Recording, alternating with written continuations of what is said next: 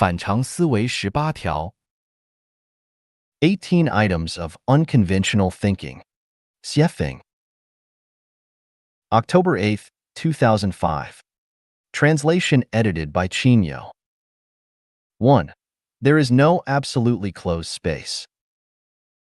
2. Time does not exist. 3. Everyone is a cell of the greatest creator. 4. Going straight forward, one will return to the origin. 5. You can put on your shoes first and then your socks. 6. Rotating 360 degrees, one cannot return to the origin. 7. Stones can also cross rivers. 8. Life is not life, but death. Death is not death, but life. 9. Parallel lines can intersect. 10. What the eyes see is not real. 11. Human beings cannot manage themselves well. 12. Man has no original sin, only primitivity. 13. Consciousness determines everything. 14. Paradise exists in every possible way. 15. Truth and falsehood, good and evil, beauty and ugliness, love and hatred coexist with each other. There is no absolute truth, goodness, beauty, and love, nor absolute falsehood, evil, ugliness, and hatred. 16. What the brain can imagine is real. 17. The more you possess, the more you lose. 18. People can live completely in consciousness. Entering life genuine without new content may disappoint visitors. Today, I don't feel like writing an article, so let's just piece something together and consider it plain water to drink.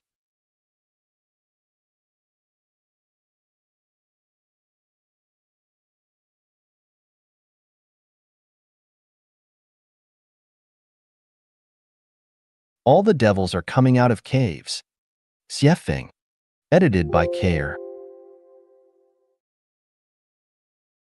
There is no doubt that the genetic engineering now underway is of epic significance and its future is immeasurable, but when we are complacent and blindly optimistic about it, believing that each moo of a field can produce 10,000 gene of grains and each fruit tree can produce 10,000 gene of fruits, that tomatoes can be bigger than watermelons and peaches can be sweeter than honey, that pigs can weigh 100 kilograms after only half a month's growth and skin and organs can be reproduced, that a new kind of medicine will satisfy people's need for food for 3 months and needed species can be cloned, and that diseases can be eradicated and cancer can be conquered to make people enjoy unlimited longevity, who would imagine that all the devils are coming out of the caves and that we might be facing doom at any time?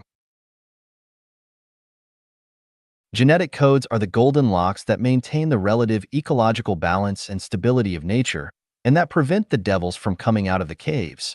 But once they are unlocked, the following scenes are not just to scare you because they could happen at any time. You wake up to find that some people around you have grown tails and that their features and voices have changed because they have eaten animal meat for mutant genes. You call a friend who is thousands of kilometers away, but only hear chirp chirp noises coming out of your phone. You do not know that your friend has grown feathers and a beak from his mouth because he has eaten poultry or bird meat with mutant genes. You and your guests are happily drinking tea and chatting in the living room when suddenly hundreds of cockroaches, bigger than eagles, crawl in from the kitchen because they have drunk water contaminated by specific genes.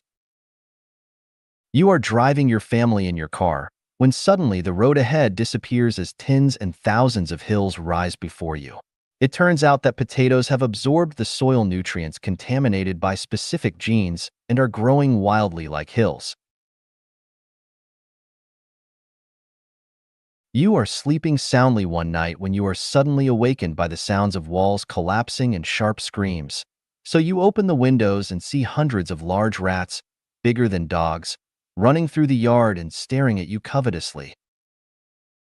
You come home from work and turn on a national television channel to watch the news, but no matter which channel you tune to, you find nothing, not even test patterns. In fact, The country has been infected with a gene that has rapidly mutated and spread, and everyone has gone mad and died within hours. You see plants growing wildly one day and learn that their reproduction and growth rates have grown faster than ants running. They spread over highways and bridges, climb mountains, float across rivers, occupy towns and cities, climb up tall trees and skyscrapers, and enter into caves and buildings, sweeping through to the ends of the earth. In places where they reach, from hill to hill no bird in flight, from path to path no man in sight. The devils are out of the caves and strange things will happen. The mortal world is no longer the one that we have known. People do not look like human, wolves are not wolf-like, and some plants grow wildly as some animals die instantly. At this point, any regrets are much too late. Perhaps people believe that through the efforts of scientists from different places, we will be able to handle the issues of genetic engineering rationally and cautiously and will not act recklessly. We can only hope. The point is that no one can be so sure that they have mastered all the secrets of gene interactions and can guarantee that there will not be gene hackers. Computer hackers can only crack passwords and disrupt programs, but gene hackers could push all of us into an abyss. In order to protect nature's ecological balance and in order to maintain our survival and development, we hope that governments and scientists who are involved with bioengineering will be extremely cautious. It would be better to suspend its development for a century than to act recklessly or to compete with each other for the most radical and extreme advancements. We must avoid catastrophes that are waiting to happen. An amorous heart is the truest heart. Xiefeng. March 11, 2019. Translated by Chinyu and edited by Care. People are amorous, so amorosity is the true color of the human heart. Forms give birth to souls and souls give birth to all phenomena. For either a beautiful woman facing 10,000 handsome men or a handsome man facing 10,000 beautiful women, 10,000 infatuations will blossom. The world praises the love of loyalty and concentration, but in fact, this is not in line with reality. It goes against people's hearts. The human world has created monogamy where one man and one woman are expected to love each other throughout their lifetimes. But this does not match the human heart. From the perspective of human nature, a man will never love only one woman throughout his life, and a woman will never want to eat from only one apple tree throughout her whole life. The reason why today's world is filled with worry, pain, anxiety, and sorrow is that people have not returned to their Tathagata nature. Amorosity is the Tathagata nature. The true color is the Tathagata nature. People hide behind masks, so how can they not worry and hurt each other? Not only do people wear their own masks, but they also maintain and praise them and threaten and induce others to wear them, kidnap the Tathagata nature with morals and ethics, and create religious doctrines to restrict people from showing their true colors. This is all really terrible. Where there are chronic sicknesses, there are no dutiful children at bedsides. This is reality, but why have people praised and maintained filial piety for thousands of years? Why have they not faced reality? Most children and grandchildren are unreliable. Very few are reliable. All men long for immortality, yet having sons will not achieve this. Although fond parents are legion, who ever saw a really filial son? If children and grandchildren are unreliable, then how can husbands and wives be reliable? All men long to be immortal yet dote on the wives they wed who swear to love them forevermore, but remarry as soon as they are gone. If they leave after you die, this can be considered their loyalty, and you must have burned some incense in your previous life. Most wives leave before their husbands die. Even if you have not gone, they long in their hearts for your death. If they do not long for your death, then they must still need something from you. Marriages and families have always been a devil's program, a curse, and this curse has kidnapped people for thousands of years. Here is a simple way to identify whether a program is angelic or satanic. It is the input and feedback method. If we reap melons from melon seeds or beans from bean seeds, then we are given the feedback on what we have entered into the program, and this program is angelic. On the contrary, If we reap beans from melon seeds or melons from bean seeds, then this program is satanic. What we enter and the feedback we receive are not the same, or even opposites. In the satanic program, if you input love, you will get hate. If you input true feelings, you will get false love. If you input hope, you will get disappointment or even despair. Too much falseness fills the world. If falseness is taken as truth, then truth is said to be lies. When nothing is taken as being, then being itself is turned into nothing. Since our grandparents' grandparents' we have reversed the truth from the false. So the children, grandchildren, and great-grandchildren regard false as true and true as false. The real is pressed under the five elements mountain, and the fake is rampant in all directions. So people have to suffer hardships, disasters, and pain, and they are hard-pressed to be enlightened to go to heaven. The human heart was originally amorous. The so-called, "I will love only you for my entire life," is a lie and a scam which exists for short times under certain circumstances, but when those circumstances change slightly, the fox's tail will be exposed. The man who says that when he is poor and helpless is telling the truth, but if says the same thing after his social and economic status improve dramatically, then he is lying and deceiving. The same is true for women. It is impossible to love only you for my entire life, because human hearts are amorous. If a bright and eye-catching flower blooms only for Zhang San, but it wilts immediately when seeing Li Si, Wang Wu, and Zhao Lu, then I want to ask you if it is still a flower? No, it is not, but rather a monster's spirit. Are people still human if they smile when they see a certain other person, but immediately cross their eyebrows when they see other people? No, they are not humans but evildoers. What men are indifferent to beautiful women? What women are unimpressed by handsome men?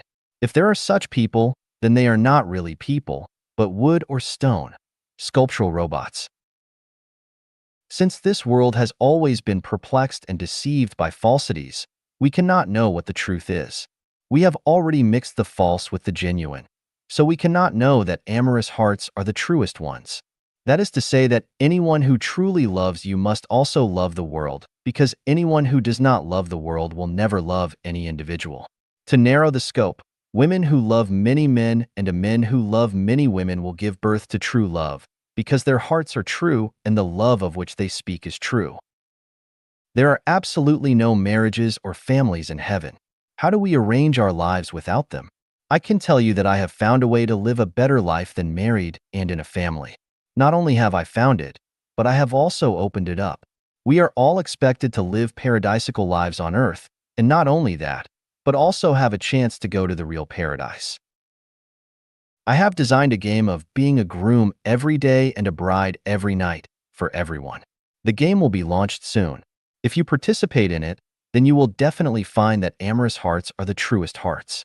两点之间直线最长曲线最短。 Between 2 points, the straight line is the longest and the curved one is the shortest. Xiefeng. April 25, 2007. Translation edited by Chinyo.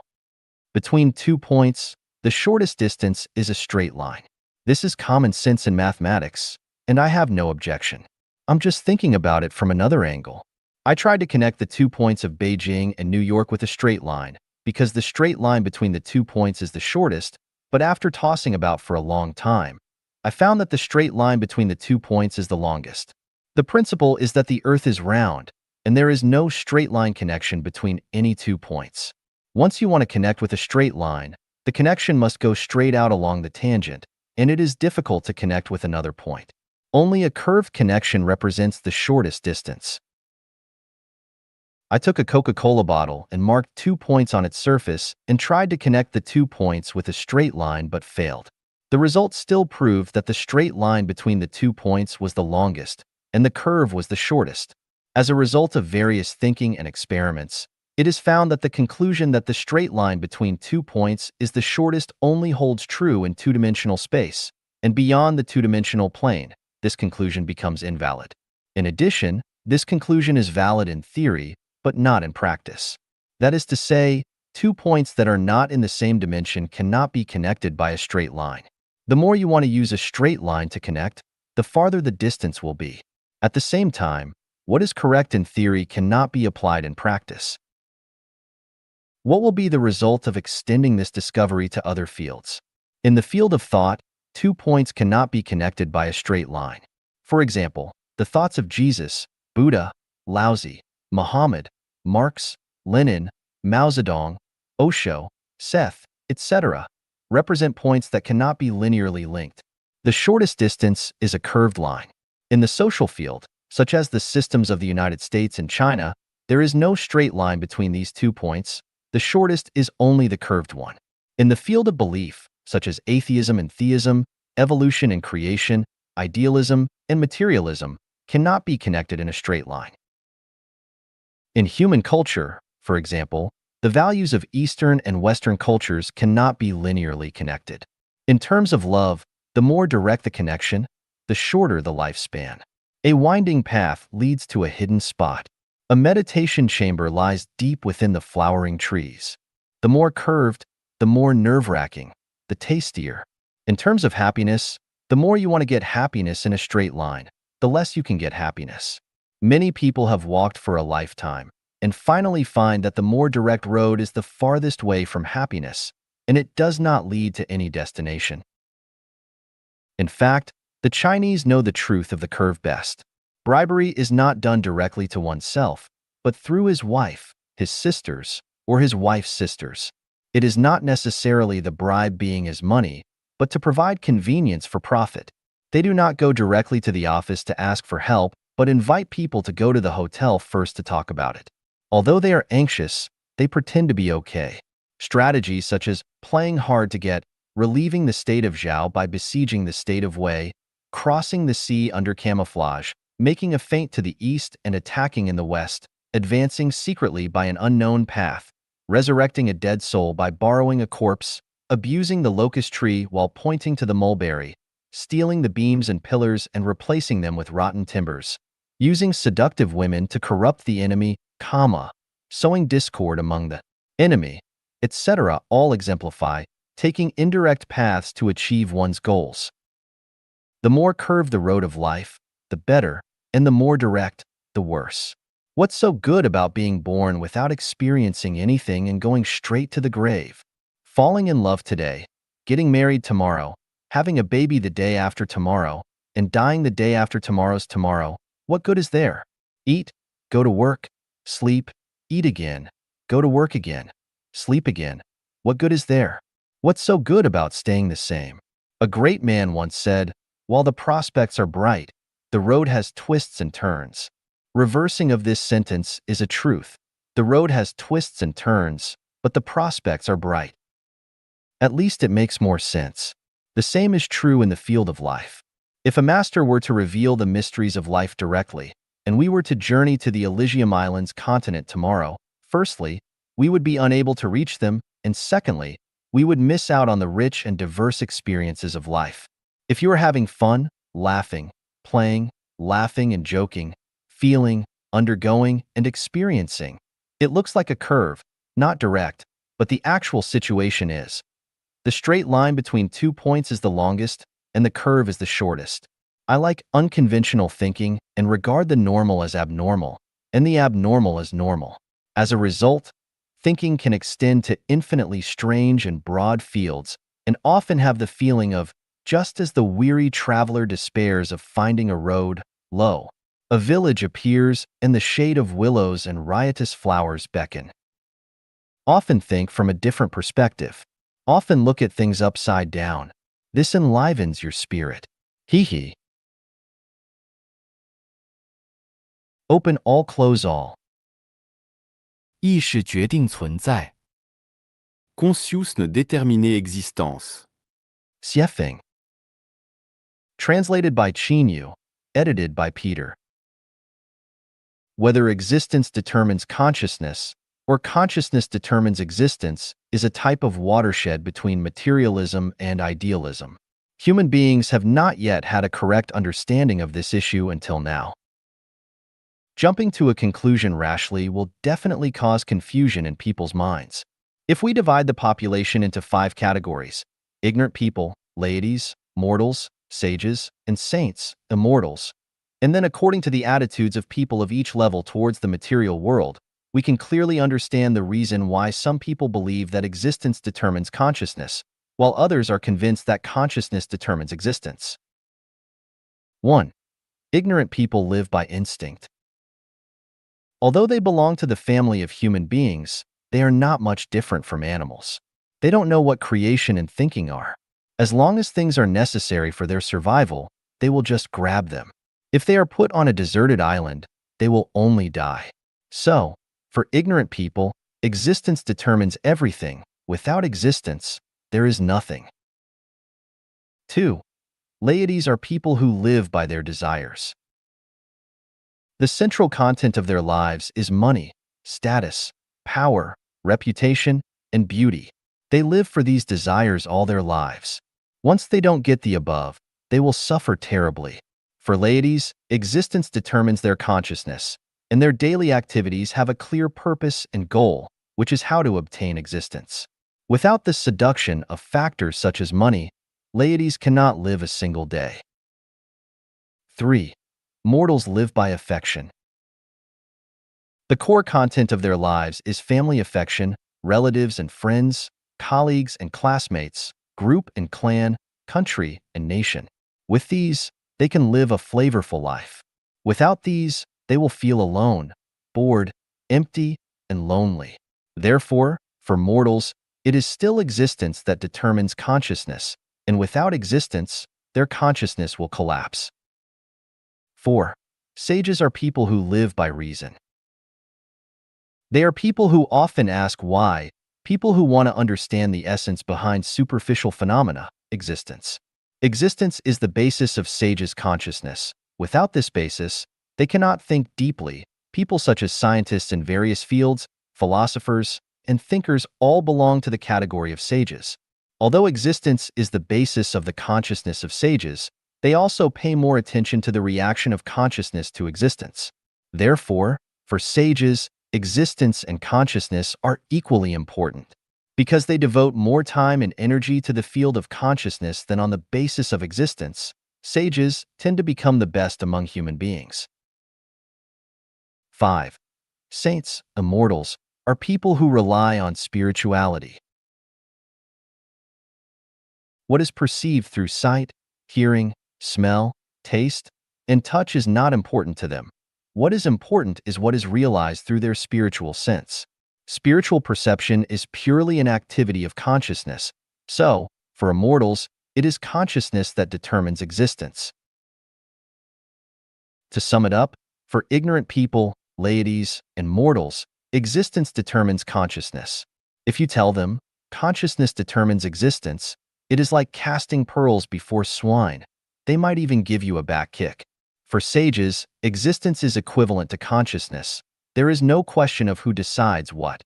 For immortals, consciousness determines existence. If we tell immortals that existence determines consciousness, they can only think that we are ignorant. Then, does existence determine consciousness, or does consciousness determine existence? First, let's take a look at all the things created by human beings.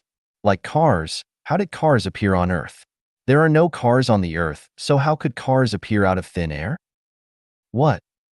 It turns out that people first imagined it in their consciousness, and then created it according to the imagination in their consciousness. How did the first house appear on the Earth? What?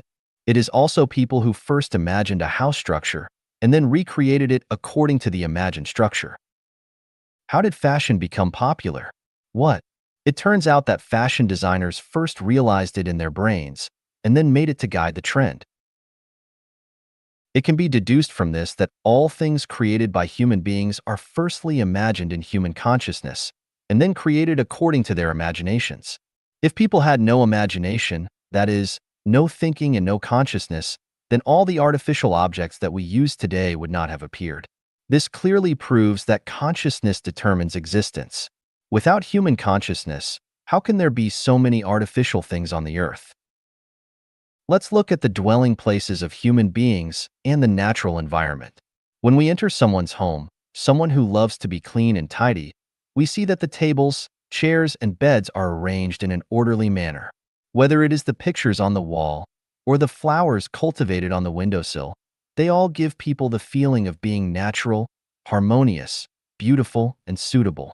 Why is this happening? Oh, it turns out that the owner of this house has a clear spatial layout in her consciousness. The orderly existence of everything in her house was first imagined in her consciousness. If her consciousness is chaotic, she may put the coffee table on the table, and she can't think of planting a few pots of flowers and placing them on the windowsill. Over the past 10 years, I have observed the residences of many people in Zimbabwe. Generally, the living environment of Caucasians is clean, tidy, and orderly. Their lawns are always neatly mowed. Their flowers are always beautiful, and plants are always verdant and green. Even their washrooms, toilets, are full of flowers, and you will never spot oil stains in their kitchens. Looking at the environment of our Chinese people, weeds are overgrown in the courtyard. Dog excrement is everywhere. The washroom smells bad. Cockroaches are rampant in the kitchen, and the stove is greasy. Why is there such a big difference? Aren't they all human? It turns out that the difference lies not in existence, but in consciousness. Chinese and Caucasians have different consciousness of the environment. The quality of the living environment depends on the consciousness of the people in this environment. If there is a good consciousness, there will be a good environment. Without a good consciousness, of course it is impossible to have a good environment for existence. My child once used his vacation to drive to Washington and New York by himself. I asked him on the phone, "What is your biggest impression after seeing New York?" Unexpectedly, he replied, "New York's Chinatown is too dirty and messy. It does not match the civilization and prosperity of New York." Can it be that existence determines consciousness? If a Chinese has lived in China from beginning to end, it can be barely said that the existence of the dirty, disorderly, and bad surrounding environment leads to the dirty, disorderly, and bad living environment of his own. But after we came to a beautiful country, where the existence is beautiful, why does the environment change when we live there? Isn't it that our consciousness determines our existence? Suppose we Chinese exchange with Japanese and Germans. We all live in Japan and Germany and let Japanese and Germans live in China. Within 50 years, China will become the most beautiful and graceful country in the world, while Japan and Germany will become two dirty, disorderly, and bad countries. Consciousness determines existence, and what kind of consciousness is there, there will be that kind of existence. If everyone is belligerent, the world will be in a constant state war. If everyone loves peace, how could there be wars? Conscious ne déterminer existence. Look at Islamic mosques, Christian churches, and Buddhist temples. Their architectural styles and shapes are quite different. Why? Because the consciousness of designers and builders is different from each other. Conscious ne déterminer existence. When comparing the urban layouts of Harare, the capital of Zimbabwe, and Beijing, the capital of China, Harare's commercial, industrial, and residential areas are clearly separated, with a distance of at least 1 kilometer from each other, while Beijing's commercial, residential, and industrial areas are almost intertwined.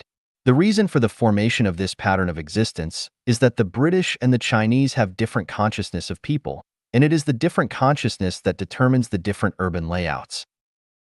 Conscious ne déterminer existence. When comparing the wearing and the style of dress of women during the Chinese Cultural Revolution and the wearing and style of dress of people at this present stage, from the perspective of time and space, they are definitely two different worlds. During the Cultural Revolution, women did not bother to perm, dye their hair, draw their eyebrows, and put on lipstick. Even their clothes were mostly yellow, gray, and blue. Skirts and high-heeled shoes were absolutely not allowed. About their breasts, they would find ways to press them tightly to their chest. If you budged a little, people would look at you differently, and you would be regarded as a hot, foxy spirit descending on the world, a symbol of restlessness and flirting. Look at today's women, one by one. They are more enchanting and beautiful, with all kinds of postures, styles, curvaceous beauty, sexual beauty, and temperamental beauty that is fully displayed, living out their individuality, freedom, and elegance, as if all the fairies in heaven have descended to the world. The reason why different eras have different ways of dressing is that people in different eras have different consciousness, and it is the consciousness of different eras that determines the existence of those different eras. Conscious ne déterminer existence. Why is the population of the United States growing more slowly than that of China and India? Why do couples with higher IQs, who are richer, and with higher education levels have fewer children, while poorer, less educated couples have more children? Why can a man have several wives in some countries and regions, while most countries and regions can only be monogamous? Why could a couple in our previous generation have many children, but we can only have one child at this stage of China? Aren't all these differences determined by our human consciousness? Conscious ne déterminer existence. Why are most of the Nobel Prize winners Americans? Why is there not a single Nobel Prize winner from mainland China? Are Americans so smart and Chinese so stupid? The main reason is that Americans and Chinese have different consciousness.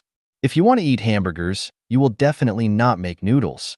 If you want to eat chicken, you definitely won't put pork into the pot. The reason is so simple. Do we still doubt that consciousness determines existence? Conscious ne déterminer existence. Why do the political systems of various countries in the world differ from each other? Why does the President of the United States only serve 2 terms at most, while the presidents of some countries can serve many terms? Isn't it their existence determined by the national consciousness of various countries? How was the Earth born? How did the plants and animals on Earth appear? Isn't this determined by the consciousness of the greatest creator? Not long ago, I read a review article. Its general meaning is to criticize the only children in China at this stage for being ambitious, unrealistic, greedy for enjoyment, and for their wishful thinking. The article also mentioned a college student who had not yet graduated describing his long-term plan. I want to go to the United States and build a villa in a small city with beautiful mountains and rivers. I want to have a green lawn, a private swimming pool, and a Mercedes-Benz. The reviewer had a good-natured ridicule on this wishful thinking and hoped that such college students can face reality, be down to earth, and not be too ambitious. In my opinion, this commenter is an outstanding representative of the idea that existence determines consciousness. His thinking is still in the narrow field of material existence. He only sees today, values reality, and he cannot imagine that the future of mankind is determined by the consciousness of mankind, that the future of each individual is determined by the consciousness of the individual. This kind of person is a frog at the bottom of a well, and the blue sky he sees is just as big as a sieve. Relying on this kind of person to guide young people is not only misleading young people, but also cruelly oppressing people's spirituality and ruining their bright future.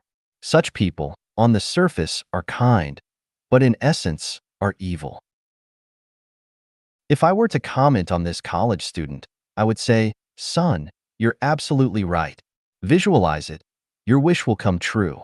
The better and clearer the picture you have of your future in your mind, the more likely you are to realize it. The place you can see is where you are going. The situation you can realize in your brain is where you can go, because your behavior is controlled by your consciousness. If you want to go to the east, your feet can't move toward the west.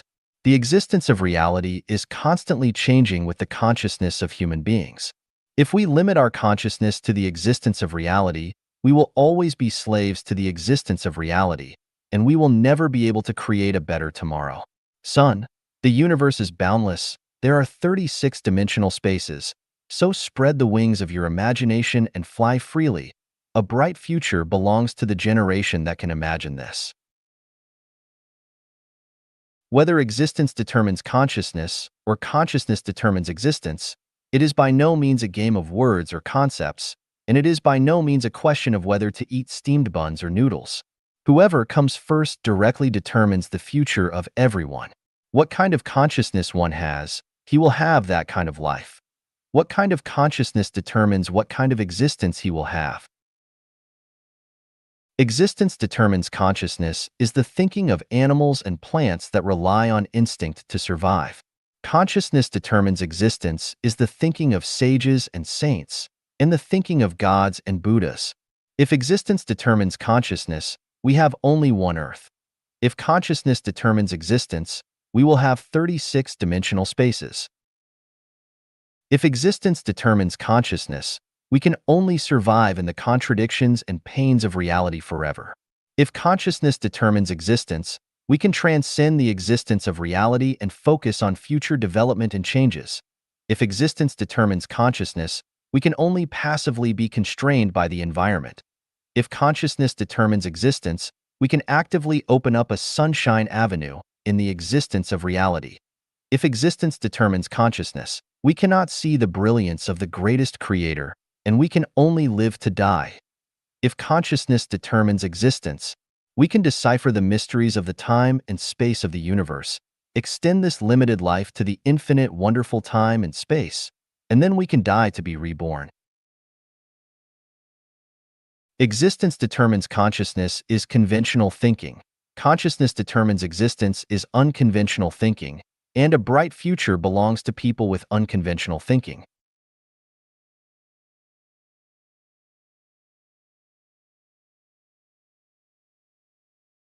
Democracy is the pursuit of mediocrity. Xiefeng. June 23th, 2011. Translated by Transin and edited by Care. 3 cobblers could never exceed Zhuge Liang. Neither 3,000 nor even 30,000 cobblers could outwit him. When critical decisions are to be made, an individual of lofty vision and great strategies can outperform the collective decisions of tens of thousands of the mediocre. Democracy leads to mediocrity and to dead ends. We can illustrate this point by the several ups and downs of Chairman Mao Zedong during early 20th century Chinese history. June 1929. In the 7th CPC National Congress of the 4th Red Army held in western Fujian, Mao Zedong was forced to leave his position of the Frontline Committee Secretary of the 4th Red Army. November 1931.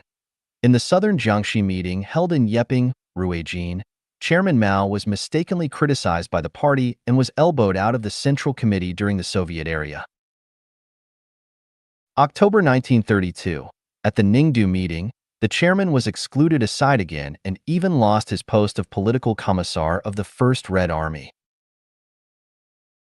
January 1934. During the Second Congress of the Soviet era, he was made a mere figurehead and removed from his position as chairman of the Central People's Committee. The result of these demotions was the gradual shrinking of red bases, and the revolution ushered low tide, resulting in the failure of the Fifth counter-campaign against encirclement and suppression. The Red Army was forced to make a strategic shift to start the solemn and stirring move in the war history of mankind, the 25,000 Li Long March. The central base, personally created by Mao Zedong, was destroyed overnight. The whole universe is run in a unilateral manner under the one unique greatest creator.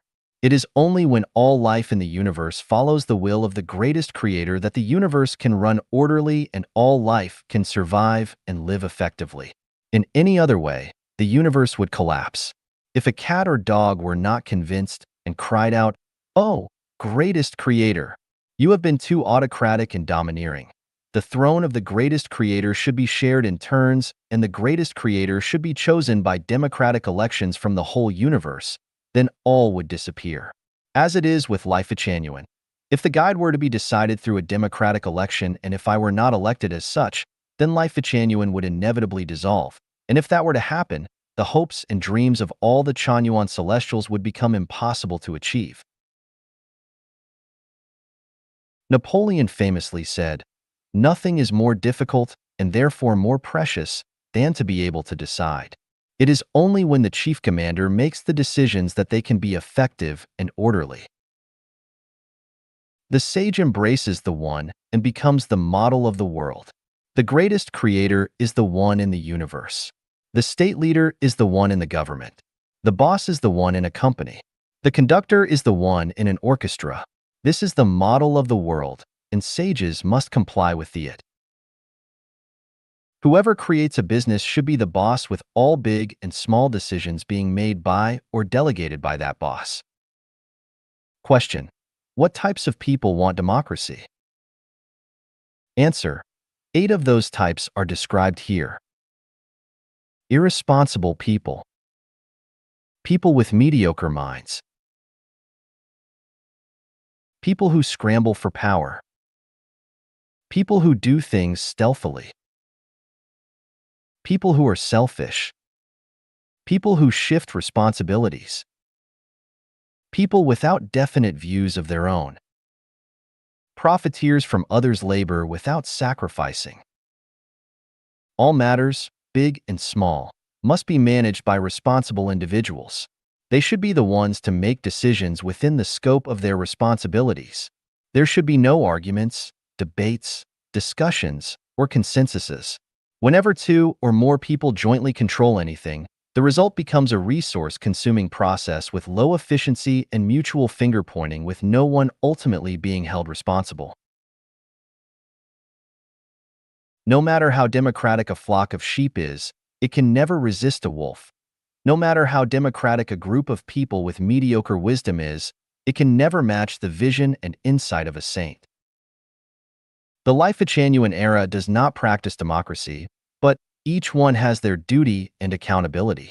Like the 8 immortals crossing the sea, each one shows his or her special prowess. Each undertaking is in the hands of one responsible person. Others should cooperate fully and follow the exact requirements of the one in charge strictly and meticulously. If a leader cannot control their rule, but decides every affair through compromises and consolidations, then they are not being responsible and are incapable of assuming their responsibility. They are consuming and wasting everyone's time and energy, as well as their natural and human resources. Democracy always leads to mediocrity, and the wise should guard against that. But what should we do when a leader is self-willed, domineers their power, and exercises tyranny? I do not know. What do you think? Did life evolve from non-life? Xiefeng. Translation edited by Chinyo. Let's examine the validity of the evolutionist perspective, with Darwin as their pioneer, on the origin of species. Upon rejecting the Big Bang theory and the notion of life arising accidentally from water, and upon analyzing the theory of evolution, we realize its shaky foundation. Without the birth of life, can evolution truly exist? Where do eggs come from without chickens? And without eggs, where does the chicken come from? Like how DNA formation depends on protein formation, without initial protein presence, DNA cannot form. Which came first, protein or DNA? The core tenets of the theory of evolution are as follows. Before evolution, there must be at least one or several lives. These one or several lives have evolved into a diverse array of life forms on Earth today. Organism evolution results from heredity, variation, and natural selection. Evolution follows the logic of natural selection, survival of the fittest, the law of the jungle, selecting the superior and eliminating the inferior. When a species cannot adapt to its environment, or when the environment does not support a species' survival, it evolves into another species. Due to brutal competition and survival of the fittest, the weak are naturally eliminated, leaving behind only the strong. This implies that low-energy forms fade while high-energy forms emerge. From these aspects, we can deduce the following. Earthworms, flies, turtles, dung beetles, cobras, dogs, humans, etc., originate from the same ancestor. Due to deteriorating ecological conditions, to ensure species reproduction, some dinosaurs evolved into humans, while others became lions and wolves. Since weaker organisms are naturally eliminated, all insects are weaker than birds and will evolve into birds or more powerful animals. Similarly, herbivores, weaker than carnivores, will evolve into carnivores for species reproduction. Carnivores, weaker than humans, will undoubtedly evolve into humans for survival. The final outcome of survival of the fittest is that all insects and animals will eventually evolve into humans.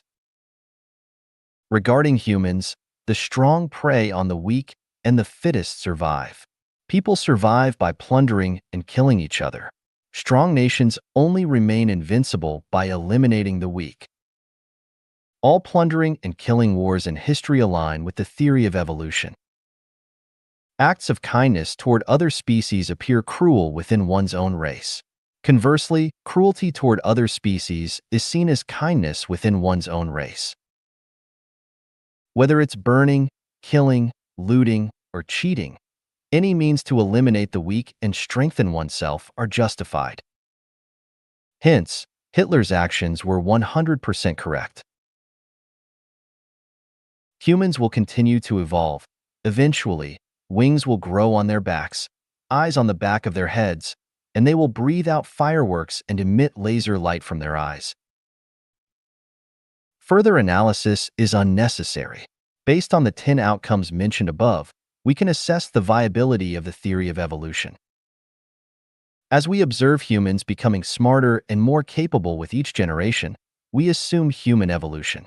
However, this increased capability depends entirely on accumulated knowledge, and the essence of human life has remained unchanged since ancient times.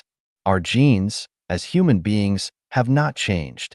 Our ancestors had 2 eyes, and we still do. Our blood was red then, and it remains red now. Our body structure has not gained or lost any organs or parts compared to our ancestors. If modern children could run like deer or zebras at birth, it would confirm human evolution. If monkeys and apes' brains are similar to humans in learning, memory, and thinking, we can deduce that humans evolved from monkeys. I will delve further into the topic of biological evolution in future chapters, particularly in the Greatest Creator chapter of Life Genuine. I encourage you to continue contemplating this issue.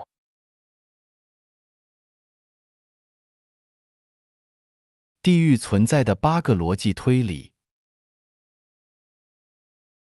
8 logical deductions that prove the existence of hell. Xiefeng. April 27th, 2022. Translated by Qinyu, edited by Peter. Does hell exist? This question is the same as whether the soul exists or not. Hell exists, just as the soul exists. 1. The law that the sum of positive and negative energies in the universe is 0. The action force and the reaction force are equal in size and opposite in direction. If we regard the action force as positive energy and compare the reaction force to negative energy, then the positive energy and negative energy are equal in size, and their sum is 0, that is, 1 plus minus 1 equals 0. This means that where there is heaven, there also must be hell. Heaven is positive energy and hell is negative energy. Heaven can also be regarded as negative energy and hell as positive energy. If there is no hell, it violates the law that the sum of positive and negative energies in the universe is 0. 2. Schematic representation of the three-dimensional coordinate system. Mathematics is the language of the universe.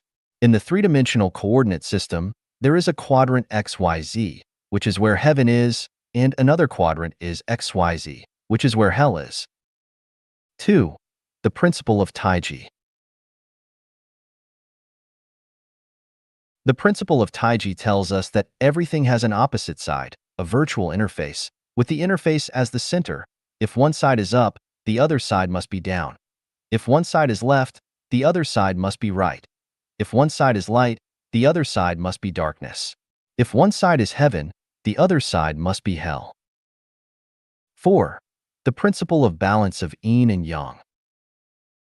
Yin and yang are the way of heaven and earth, the order of all things, the parents of change, the origin of life and death, and the palace of gods.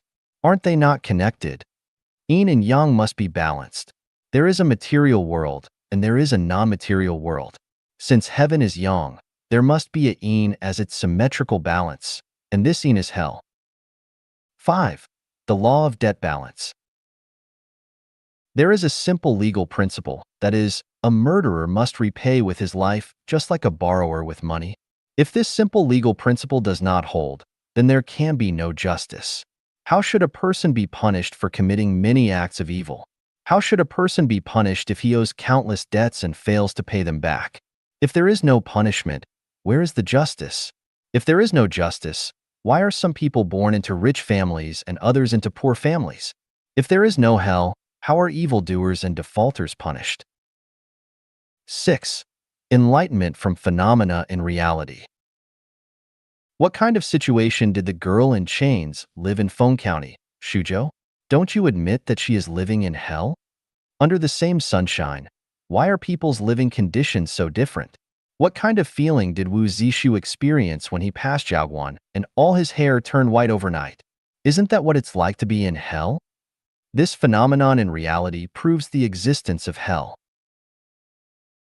7. The manifestation of the impartiality of Tao. Both the Bible and the Tao Te Ching talk about the Tao, and the Buddhist scriptures talk about the Dharma. So what are the Tao and the Dharma? I specifically analyzed the 8 characteristics of the Tao, one of which is the impartiality of the Tao. The impartiality of the Tao tells us that those who are perfect will live in heaven, and those who are flawed will live in hell. Those who walk the way of the greatest Creator will live in heaven, and those who walk the way of the devil will live in hell. This is the reward and punishment mechanism of the Tao.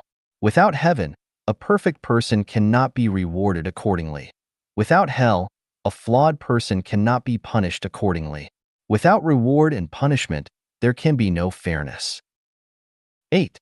The law of ecological balance.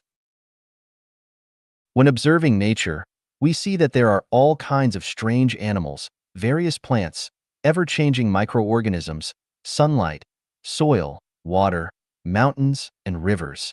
Without the existence of any one of these species, nature cannot maintain a vibrant cycle. In the cyclical system of human life, there are the greatest creator, gods, angels, celestial beings, Buddhas, demons, goblins, monsters, evil spirits, saints, sages, mortals, laities, ignorant people, domestic animals, and ghosts, etc. I'd like to ask, where do ghosts live? In hell, of course. Through the above 8 logical reasonings, it can be concluded that hell exists.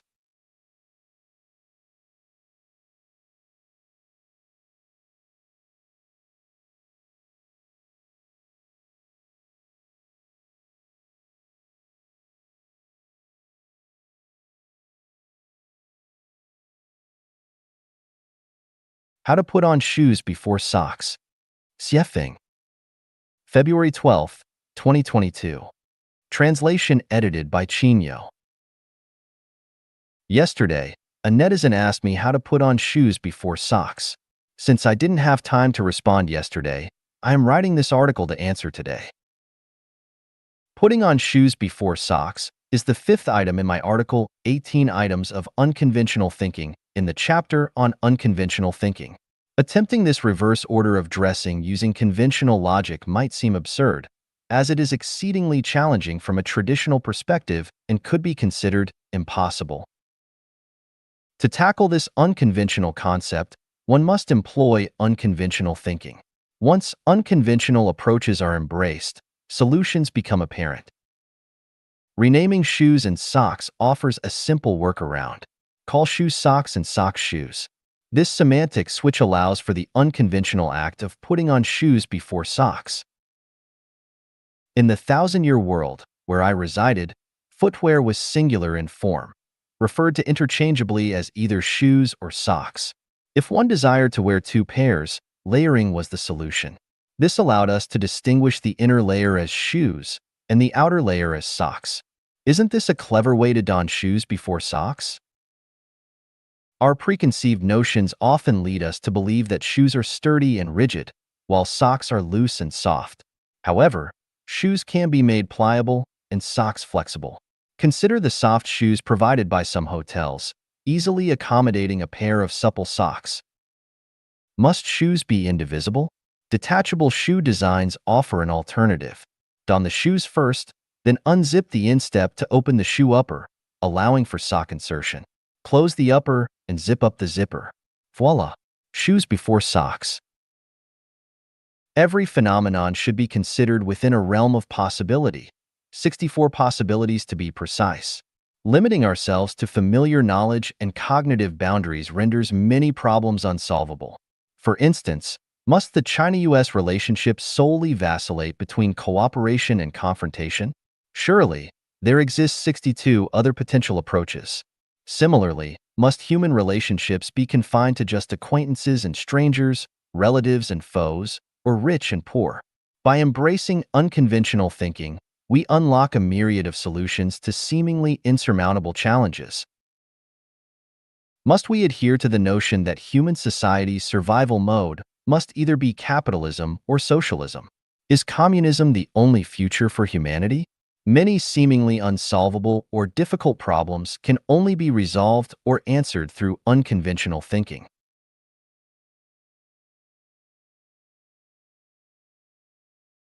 Knowledge is not power. Xiefeng. October 11th, 2017. Translated by Treasure and edited by Care. Knowledge is a combination of the experience and cognition accumulated by our social and productive practical activities. One can possess a wealth of knowledge, which means that they possess the foundation to gain power, but no matter how much knowledge they have, it does not mean that they will ever have power.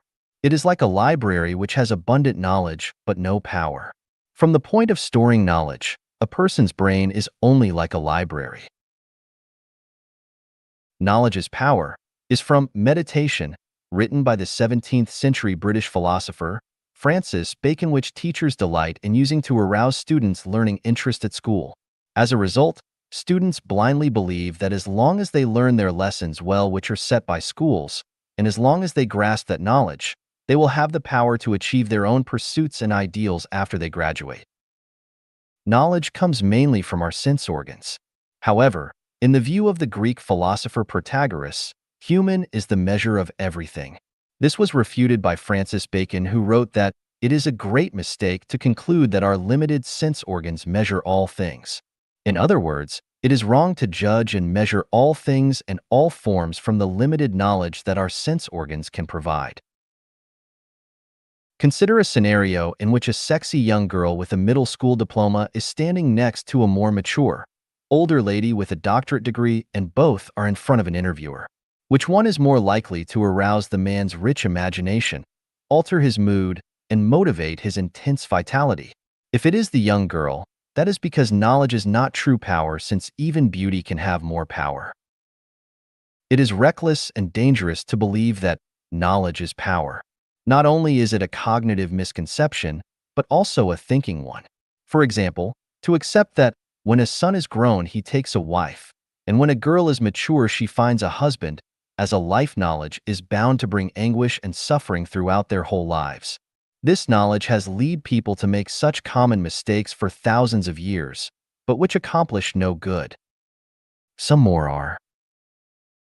There are 3 forms of unfilial conduct, but the worst is to have no descendants. Filial piety is the most important of all virtues. Lewdness is the worst of all sins. He who does not endure hardship cannot stand up to others. Another example is how education and guidance are passed from parents to their children. Can a parent's knowledge, conduct, and educate their children with both a full range of healthy spirits, minds, and bodies, as well as the ability to lead their own independent lives? Most fall very short. When great changes take place in objective knowledge, but we stubbornly insist on applying our traditional knowledge, we will certainly be rebuffed. Look at various religious dogmas and concepts. As they feel a loss of power, they become reactionary, resist social development, and impede natural human liberation. In fact, prejudices and fallacy are knowledge. What are the benefits of such knowledge? None. Our most powerful intellectual force is the power of flexible and tactful thinking. I believe firmly that Albert Einstein's power came not from his knowledge, but from his thinking. How would I perceive the universe if I were riding on a beam of light? Those who read more and get more diplomas and more experience, but form rigid ways of thinking, have rarely been found to wield much power. Lasting power comes from neither knowledge nor from powerful economic strength and national defense forces, but from sincerity, kindness, virtue, love, faith, and honesty. Sincere deeds have power, kind behavior has power, things of virtue have power, love is a powerful force, honest quality has power, people who keep their words and their faith have power. Conclusion. Knowledge must be learned and accumulated, but knowledge has limitation, danger, and can be reactionary. Never believe blindly that having knowledge is synonymous with having power. Rather than spending your precious time on chasing knowledge, you would be well advised to concentrate your efforts on sincerity, kindness, virtue, love, faith, and honesty, for those are the people who will enjoy lasting power. Meanwhile, take pains to develop your way of thinking by never spending time and effort reciting your former knowledge, or stubbornly judging and adapting to a changing, living reality with dead, prejudicial knowledge. 思维要一种法力。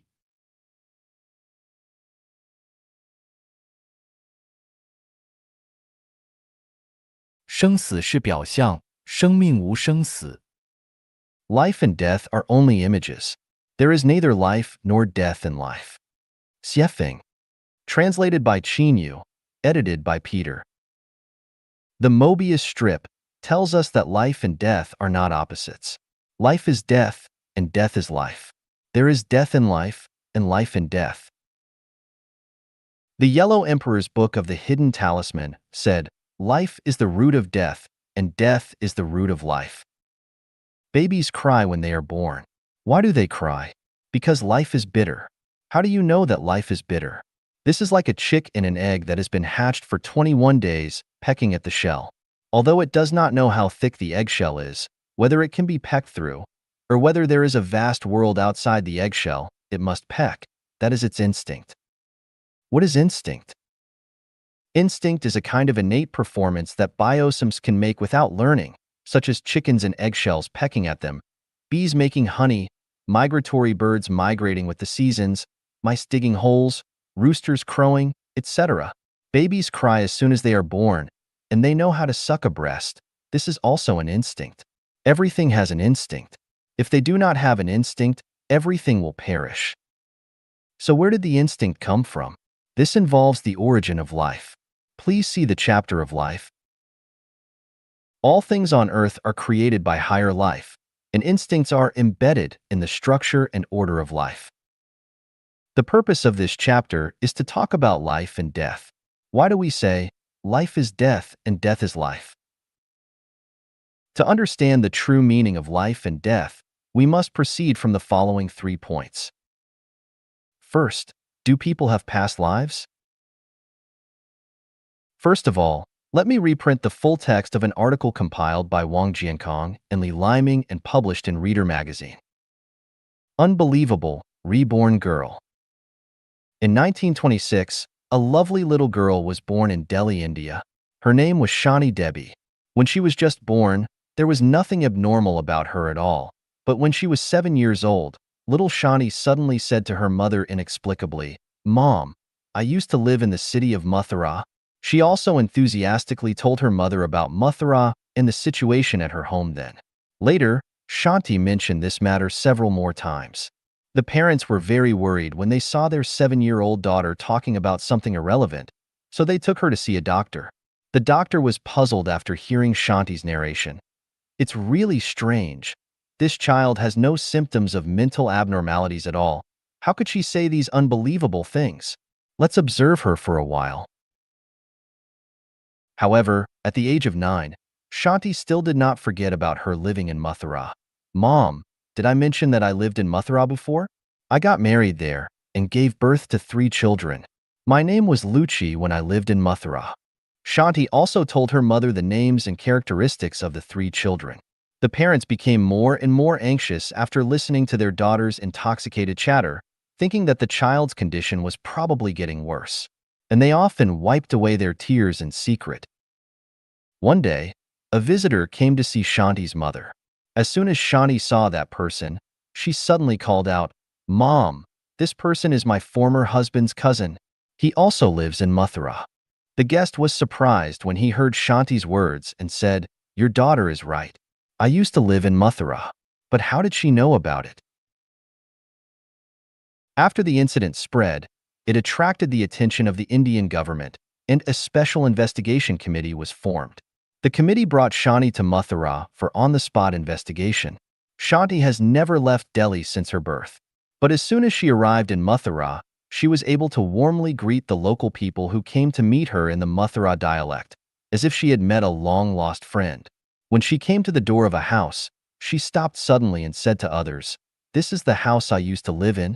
She walked in the door, pointed to an old man, and said, "He is just the father of my former husband." Then, she recognized her two children, and she also told people about her previous life in Mathura in detail, her association with her friends, the nearby landscape, and the school she was in at that time. The local people were very surprised when they heard her narration. What she said was completely correct, which was exactly the situation at that time. So little Shanti is the one who was reborn. The people who came to investigate this issue had to come to this conclusion. In India, the ancient Buddhist country, there are really many reborn people. Swarata Misho is one of them. One day, when he was traveling by bicycle, he pointed to a house he had never been to and said that he had lived here for a period and talked as if he just thought of it. He also talked about the past. This surprised the accompanying family members. They ran into the village to inquire, and what Svalrata said was exactly what happened here decades ago. It is said that Svalrata has been resurrected 3 times. There was also a young man in India named Gaspiel. He just died shortly. On the day a person named Yaki died in a village 35 kilometers away, Gaspier suddenly woke up in the coffin placed in his home. When people pulled him out of the coffin, to their surprise, Gaspiel knew the appearance of Yaki, who was far away in a foreign land, and all the things that happened in that village. There are many examples of past lives recorded in ancient and modern Chinese and foreign books. We can't completely believe what they say, but in the face of the facts, we can't deny everything. We can deny that the statement of Tang Monk in Journey to the West is the reincarnation of Jean Chanzi, but we cannot but believe in the theory of the reincarnated soul boy of the Tibetan Panchen Lama in Tibet. For example, Wendu Gongbao Kaidan, the reincarnated soul boy of the 9th Panchen Lama Sangdang Kyuji Nyama, was able to accurately select the utensils used by the previous Panchen Lama from other identical objects, and even more surprisingly, he was able to call out the name of Gajan Pong, who had sung for the Panchen Lama, from the crowd. Before that, the two had never met. Gongbao Kaidan was not discovered by accident. A pill jumped out of the gold bottle during the shaking. They opened it, and it was Wendu Gongbao Kaidan's name on it. A pill jumped out of the gold bottle during the shaking. They opened it, and it was Wendu Gongbao Kaidan's name on it. In fact, anyone who was a human being in the last life and reincarnated as a human in the next life will definitely have a feeling of déjà vu about a place suddenly and dimly in your life. In some places, although you have never been there, once you arrive, they must be reflected in your subconsciousness.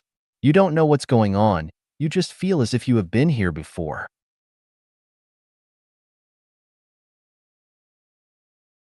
Of course, if you were an animal in your previous life, you will not have this kind of memory, but you must have a special love for a certain animal, and you are particularly disgusted or afraid of some animals. If you were a celestial in the 1,000-year world or the 10,000-year world, you will not have this kind of hazy memory, but you will definitely hate the selfishness of human society and subconsciously feel that you don't belong to this world. If you come from the Elysium world, you don't like meat by nature. Many wonderful hallucinations often appear in your mind, and you have an instinctive closeness to Buddhism. Second, do people really have an afterlife? It's hard for us to believe the hearsay of others, but we have to believe the theories and examples based on scientific research and clinical practice. There is an organization in this world called the International Association for Near-Death Studies, whose website is www.nderf.org. The results of this research organization show that people have an afterlife. Please feel free to contact them to discuss where people go after death. As living people, it is impossible for them to clearly know the scene after death, but for those who died but came back to life due to various reasons, it is true that some of them have experienced the scene after death. I myself started to explore the essence of life because of a fact that came into being 20 years ago. That is, no matter whether people in the world believe it or not, I am sure that life has an afterlife. And because of my continuous research and exploration, I discovered my past life and future life and made clear the purpose and significance of my birth. I passed through a happy darkness and saw the bright sunshine. I felt extremely happy. I was pushed into a black hole, and my mind still maintained infinite peace. Suddenly, a ray of light appeared in front of me. It was like a star in the sky at first, and then it turned into a sun at dawn in an instant. The radiant sun does not dazzle me. On the contrary, looking at this red sun, I feel unparalleled happiness. This is a beautiful place. I am very happy to come to this place. I feel delightful. I seemed to have a nightmare. Countless ghosts came to claim my life, and a black tornado also hit me. I was frightened to death, and suddenly I was pulled back by a force. I watched the doctors tossing my dead body. Relatives and friends were mourning and crying, but I drifted farther and farther away from them. I was not sad. I felt extremely peaceful and felt that there was a beautiful place in the distance, and that is where I should be. The above are the memories and narrations of people who died and came back to life. Although they did not describe what kind of place they arrived at, it is certain that they still have a clear consciousness after death, and they also feel the beauty or dreadfulness of the place they are going to. It is certain that people will have an afterlife. There are only two kinds of eternal things in the universe. One is energy and the other is life. Without life, the existence of the universe is meaningless. Without energy, life will have nothing to attach itself to. Life is eternal. The so-called death is just the transformation of the life carrier. After the body of life dies, the spiritual body of life will enter another life carrier. After a dog dies, it may be reincarnated as a human being. Then, as a dog, it died, but it was born again as a human being. That is to say, life is the root of death, and death is the root of life. Where there is no death, there is no birth. Where there is no birth, there is no death. If the life of a dog does not die, then the life of a human cannot be born. To be born in the 1,000-year world, the life in the mortal world must die, and life cannot step into two rivers at the same time. So, what is the meaning of "in life there is death, in death there is life"? We know that the aging of the body is gradual and unconscious. If we take photos of the life mileage from birth to death every day, by taking out two adjacent photos and comparing them, you cannot see the difference between the two at all. However, if you compare the photos with the ones which were taken after a period of time, such as 1 month or a year, you can clearly see the difference between them. That is to say, life is dying every moment. In life there is death. So, is there life in death? Yes, there is life in death. We already know that life is eternal, and people have an afterlife. So what factors will determine our afterlife? Is becoming a cow, a pig, a human, an immortal, or a Buddha in the next life accidental or inevitable? We know that every result has an early cause. It is impossible for anyone to suddenly become a president. A desert will not suddenly become an oasis, and a tadpole will not suddenly become a frog. The change is gradual, but the result may be sudden. For a person to reincarnate as a beast in the next life, he needs to continue to do evil, to squander and waste. He needs not only to spend all the savings in his life bank, but also overspend and leave a deficit. Otherwise, he will not be able to reincarnate as a beast in his next life. In the same way, if a person wants to become a Buddha, he must consciously and voluntarily reach the point of having nothing. Not only can he not own money, fame, property, beautiful women, family, status, etc., but he must also not be obsessed with a certain concept or have disputes with common people, and of course he must not kill or eat meat. If you want to go to the 1,000-year world in your next life, your humanity must be perfect. So, are there any signs that indicate what kind of reincarnation criteria a person has reached at the time of his death? Yes, that are the different structures of neurons in the central nervous system of the brain at the time of death. Different structures have different colors. If a color scanner can be invented, when a person dies, open his neurocranium and you can see the color of his brain with the scanner. If it is colorful, it can be concluded that his life has gone to the 10,000-year world.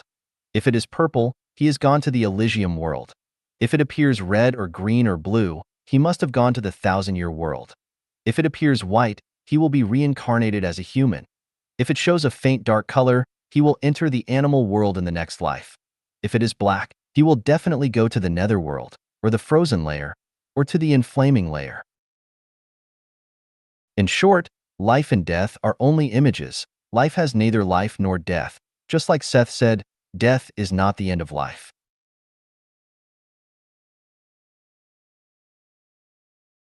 Misconceptions in thinking. Siefeng. Translation edited by Chinyo. Failure is the mother of success. Is it really so? The original intention of this argument is to encourage people not to be discouraged by failure, but to learn from it in order to achieve success. It seems that the great inventor Edison once said, "Who says I failed?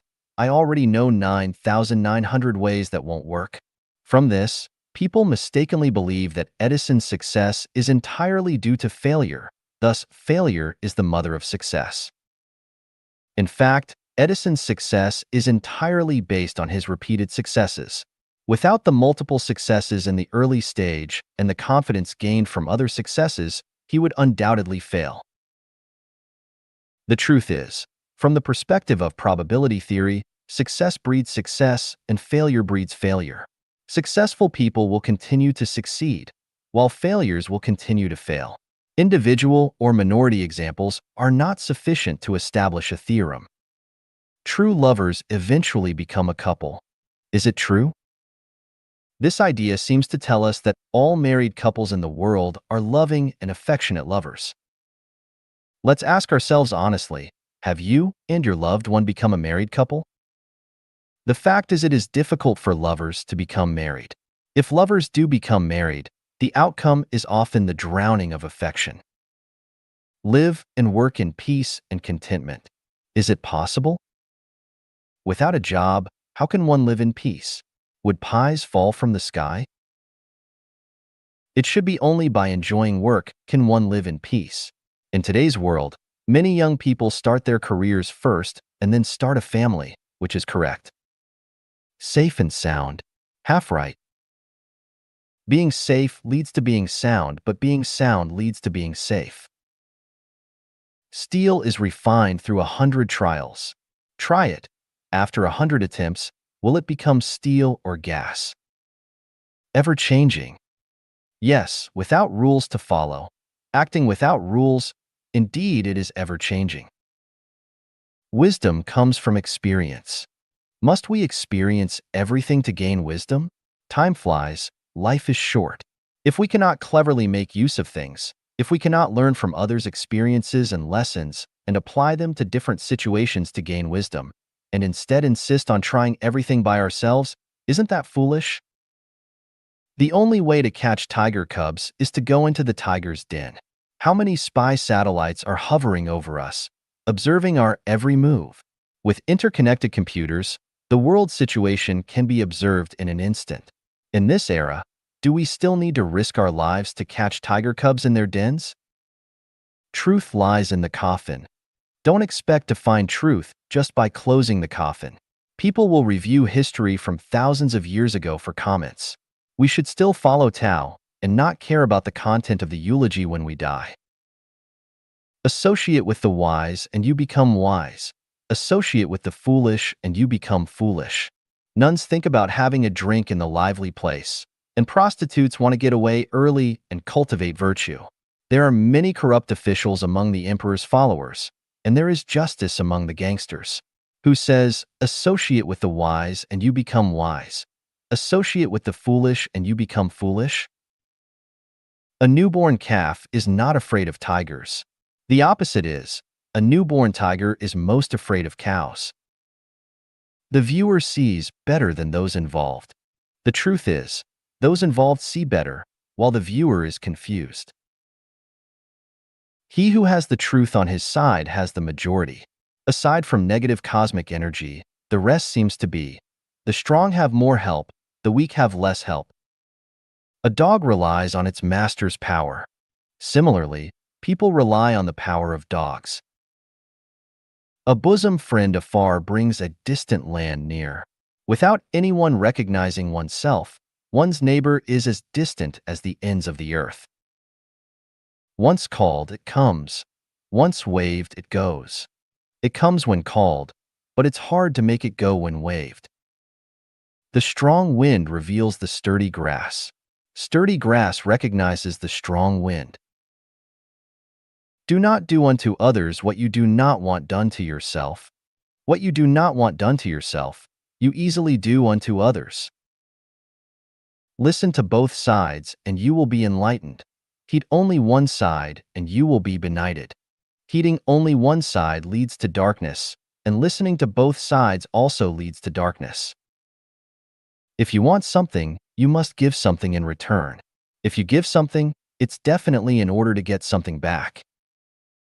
Exhaust oneself in service, and only rest in death. Exhaust oneself in service, merely for the sake of reputation.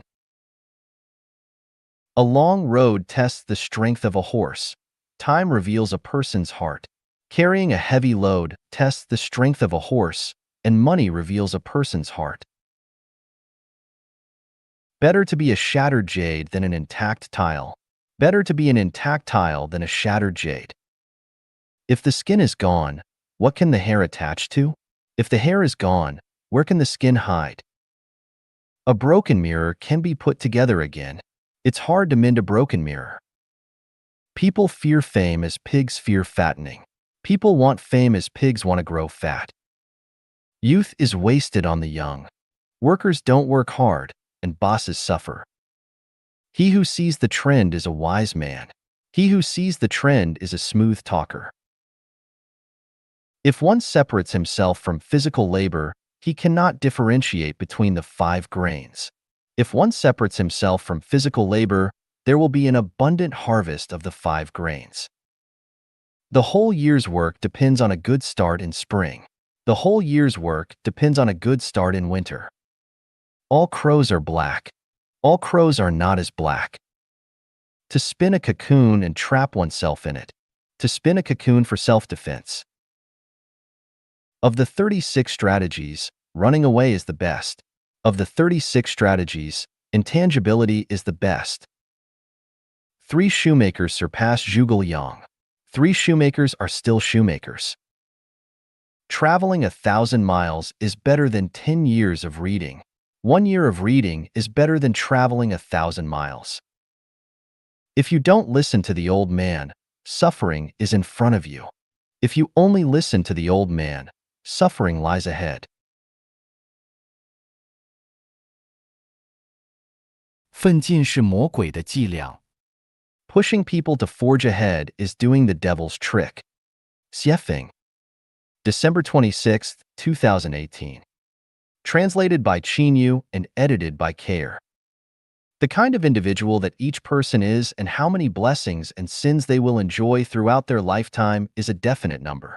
What kind of achievements each person will rise to is a certainty, whom each person is destined to meet and fall in love with, and who they will encounter and torture are all part of their life's trajectory. Whether you want to be a singer, a politician, a scientist, an artist, a high-ranking official, have lots of wealth, a thief, a beggar, or whatever else has already been written into the script. You cannot just be whoever you want to be. Similarly, who can become a celestial being or Buddha, who can become a monster or demon, who will fly to heaven, and who will fall to hell have long been decided. When a person gets sick, what kind of diseases they will have when they will be born, and when and how they will die have all been determined in the process of life. What kind of life a person can live, and whether they are rich or poor have also been determined, and no one can escape the arrangement of the cosmic script. If you fertilize, water, and maintain a Chinese cabbage, it will grow very plump and fat, but in no case can it become lettuce. Feed a sheep more grass and grain, and it will grow fat, but it will never become a cow. Do not bother with a giraffe's neck, it will grow long naturally. Do not tell lions how to catch zebras, they will figure it out. Do not teach mice how to dig holes, they are born to dig them.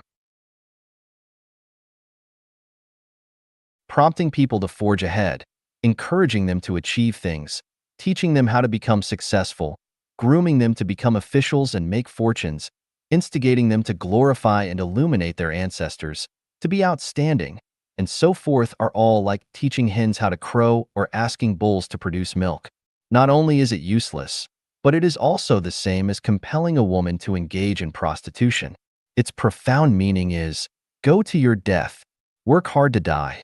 Look, the grave is not far away, run to it quickly. So, promoting people to forge ahead is a devil's trick.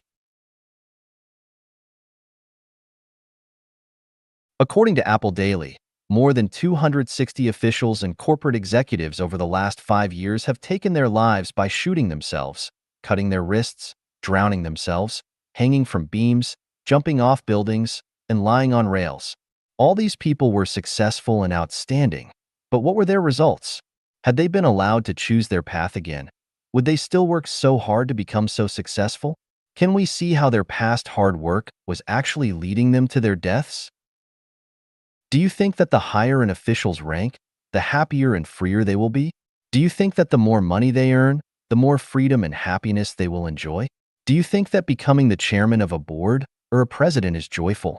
Do you think that the more powerful and capable people you associate with, you will have a better and more satisfactory life? Wrong. The more you possess, the more troubles and pains you will have. Barefoot people and those who wear high-class leather shoes, who are happier? Children with bare butts playing in the mud and those who practice hard, dress in fashionable clothes, and play pianos on stages, who are happier? I used to live in Binka, the most backward area of Zimbabwe, Africa, where most children do not wear shoes. Under the moonlight at night, in the middle of dozens of simple thatched huts, there were bonfires with young people beating drums. The children were jumping and laughing around those bonfires, and a few thin dogs were running around and barking. At that moment, I understood what happiness meant. I lived with a primitive tribe in the Pacific island nation of Vanuatu. During the day, many people would sit or lie down chatting in shabby houses with air leaks on all sides, or sit or lie down drinking tea in the shade of the outdoor courtyard. They live like this for more than half of each year, and who can say that they are not happy? It is said that a wealthy person once came to relax in a seaside resort. They saw a fisherman lying on the bow of his boat every day enjoying the sunlight after having caught only a few fish. The wealthy vacationer felt that this was a waste of good time, so they showed kindness and went to teach the fisherman how to succeed. They told the fisherman that he should hurry up every day to catch and sell more fish, and then if he got enough money, he could form a fishing team to catch even more fish, and then he could set up a fish processing factory. In this way, in a few years, the fisherman could become wealthy and successful. The fisherman asked, "What would I do if I become wealthy?" The rich one replied, "When you have money, you can come to the beach to enjoy your vacation like me." The fisherman asked again, "What do you think I am doing now? Why do you want to forge ahead? Why do you want to be diligent? Why do you have to work hard? Why do you want to be a winner? Is it not good enough to just live in compliance with nature? Life only lasts for 100 years, if that. Playing in the mud in childhood, chasing members of the opposite sex and playing around in your early youth, going to school when you were young, falling in love and working in your prime, drinking tea and chatting when you are old, and watching flowers bloom and fade in your old age. Is this not a good life? Mice dig holes, cats catch mice, seedlings strive to grow, and fruit trees bear fruit. But what about people? Without instigation and encouragement, they will naturally follow their lives' paths. If someone loves to learn, there is no need to urge them on because they will definitely learn. If they love to work, then they will definitely study technology and work hard. But if they deserve to be a boss, without instigation, they would definitely be uneasy working as an employee. If they would like to steal or rob, it would be useless for you to attempt to instill morality and ethics into them. If they want to be a saint, they will study the philosophy of saints and understand the truth of the universe. It is a waste of effort for you to attempt to bring a saint into the world. If they want to become a celestial being or Buddha, they will naturally look for the environment conducive to that end, and nothing can stop them. 20 years ago, I read Napoleon Hill's The Complete Book of Success. I became very ambitious and wanted to earn more money. As a result, I was deceived and defrauded out of more than 400,000 RMB yuan. From then on, I have hated success. For more than 20 years, I have been studying and finally found that promoting people to forge ahead is the devil's trick. Someone might ask, you, Xiefeng, write articles day and night to create Life Changyuan and Chanyuan homes. Are you not working hard? My answer is that I love it. No one urges me to do it. I would like to be like this, but if someone urges me to work hard, I will tell them to go to hell, you a better. Can a hen lay eggs if she has none in her belly? If she has eggs in her belly, can she not lay them? 花心之心最真心。 An amorous heart is random talk about unconventional thinking. Zuanfeng. Translated by Qinyu. Edited by Peter. Where do people come from, and where do they go to? What is the essence of life? What is the purpose of living? What is the goal of life? What is the value and the meaning of life? Is life accidental? Is death inevitable? Is there a causal relationship between life and death? Do all the phenomena in nature happen accidentally, or are they predestined? Why did Einstein doubt quantum mechanics? Does the uncertainty principle of quantum mechanics indicate that the universe is disordered? How was the universe born? Is there a greatest creator in the universe? Are there gods, Buddhas, angels, and demons? How was life born? Was it created by the greatest creator? Or did it evolve from organisms over thousands of billions of years? It is stated in the Bible that all animals on the earth are intended for humans, and humans can eat their meat. And the Buddhist Shurangama Sutra clearly tells us that we must not kill animals or eat their meat. What exactly is going on? Were Adam and Eve the ancestors of all mankind? Were they also the ancestors of American Indians, Asian yellow races, African blacks, and European whites? What is destiny? Does everyone have their own trajectory of life? If so, can this trajectory of life be changed? What exactly did Lao Tzu mean by Tao in the Tao Te Ching? Can one become immortal by attaining Tao? For thousands of years, sages of all ethnic groups have been exploring the mysteries of the universe and the true meaning of life, but the answer is still far from us. In the last 100 years, due to the development of industrialization, especially the rapid advancement of transportation and the information technology, people's vision has become limited in the field of science, and the light of science has enveloped people's consciousness and thinking, prompting people to gallop freely in the physical realm of common sense, but they cannot enter the higher-level physical realm. Although New Era thinking appeared in the 50s and 60s of last century, it was only a faint glimmer of rational thinking, which could not be understood and accepted by the public. Nowadays, people are too busy with their daily activities due to the accelerated pace of life and have no time to calm down and think. Although universities around the world produce millions of college students and graduate students every year, they are basically biological robots. Their thinking is running according to scientific procedures, and few people can break through this existing way of thinking. In comparison, people today have more knowledge and materials than in the past, and they use more advanced methods to create things that humans need. They eat, wear, use, and play more and better, and are richer than in the past. People are supposed to be more leisurely, freer, and more relaxed. But the reality is that instead of feeling more relaxed and freer, people feel more exhausted and stressed. We can't help asking, is there something wrong with the way that humans have been thinking for thousands of years? Or do humans need unconventional thinking? Special relationships between people will ruin their lives. Xiefeng. March 15, 2019. Translated by Qinyu and edited by Care. How many times have we watched quietly the sunrises and sunsets in our lives, and how many times have we listened to the sounds of wind and insects while standing in a courtyard on an evening with a full moon? How many times have we observed carefully the sprouting of grass and the blooming of willows?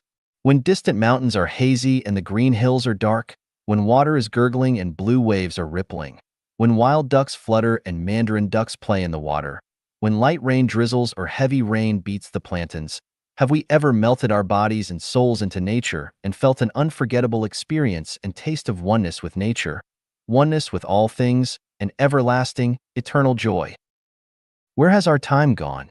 What on earth are we doing in this world? Were it not for the deep experience of the meaning of life, then what are we hurrying for all our lives? When flowers fall and beauty becomes old, death separates them forever. The palaces of Qin and Han are now but grazing land for cattle and sheep. Who cares for the cold and lonely west wind? Yellow leaves rustle down by my closed windows facing the sunset. I am lost in memories. Do you not see the mirrors bright in chambers high, grieving over your snow-white hair that once was silk black?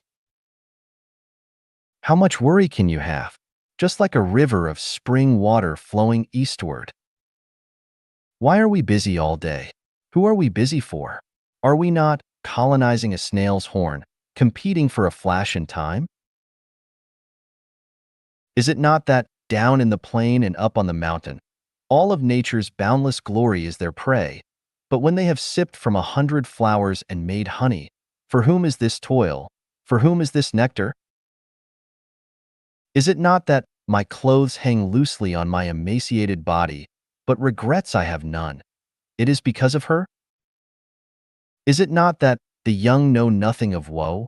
To write verse, they feign a throe? Broken walls where foxes sleep, deserted platforms where rabbits walk, all were places of singing and dancing in those days. Yellow flowers covered with cold dew, withering grasses looming in mist, all belong to the battlefields of the old times. When we are old and weak, looking back on the past, will there be regrets? Who took away our teenage time? Who killed our youth? Who made our middle age toil around? Who made us full of sorrow after the age of 60?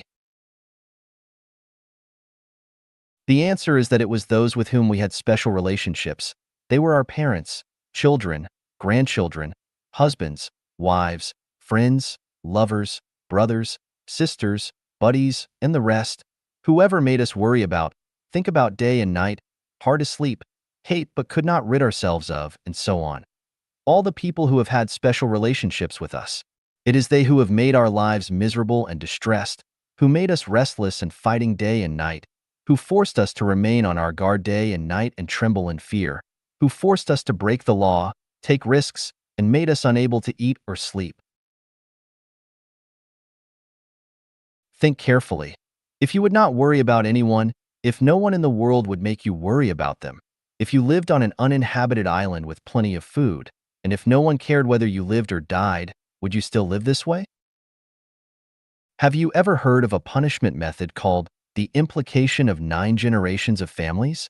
A young child or a servant woman to a family would be killed because the boy's father or the woman's master made a mistake. Why?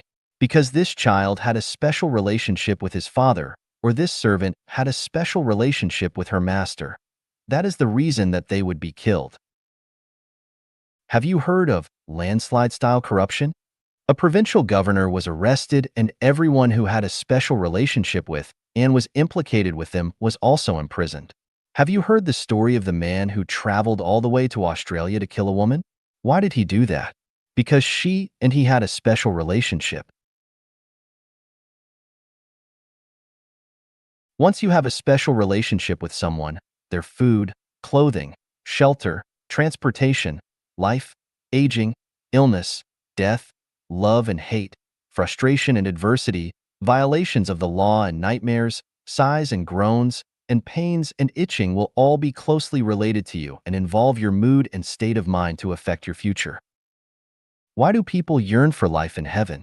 Because in heaven, there are no special relationships between people. People in the 1,000-year world never know who their fathers are, and after spending a few years with their mother, they never see them again. There are no relationships between brothers and sisters, no need to make friends, and no need or possibility to form relationships. People in the 10,000-year world have no biological parents. On the Celestial Islands continent, no special relationships exist between any two individuals. People are keen to build relationships, develop connections, forge friendships, bond with lovers, and form buddies, but in my opinion, they are looking for trouble, pain, anxiety, and sorrow. In a word, they are looking for death, the death of life in the kingdom of heaven. That is to say that once a person begins to form special relationships with others in their consciousnesses and actions, whether they are of emotions or interests, the person will gradually drift away from heaven. Then, is there any way or mechanism to make everyone live happily and beautifully without having special relationships? Yes. Were this not so, I would not dare to say this, but I am also afraid of being scolded by people. Reverse thinking. Siefing. Translation edited by Chinyo. Not having is having is not having. Up is down is up. Success is failure and failure is success. Gain is loss is gain. You are me and I am you. Humans are Buddhas, and Buddhas are humans. People are ghosts, and ghosts are people. Humans are demons, and demons are humans. Life is death, and death is life. Moving forward is moving backward, and moving backward is moving forward. Destruction is construction, and construction is destruction. Being intelligent is being foolish, and being foolish is being intelligent. Science is a form of superstition, and superstition is a form of science. Politics involves governing people, and governing people involves politics. Workers are laborers, and cadres do nothing. Disorder is order, and order is disorder. A child is an old person, and an old person is a child. The infinitely large tends towards the infinitely small, and the infinitely small tends towards the infinitely large.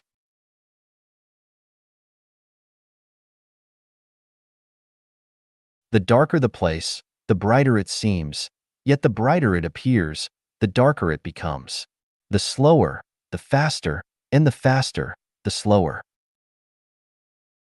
The richer one is, the more distressed one becomes, and the more powerful one is, the more dangerous one becomes. The kinder you are, the more foolish you may seem, yet the more foolish you appear, the wiser you may be. The poorer one is, the less trustworthy one is perceived, and the richer one is, the greedier one becomes. The more useless something seems, the more useful it may be, and the less one possesses, the freer one may be. The more enticing something appears, the more it may consume one's life, and the more delectable something seems, the more it may harm one's health.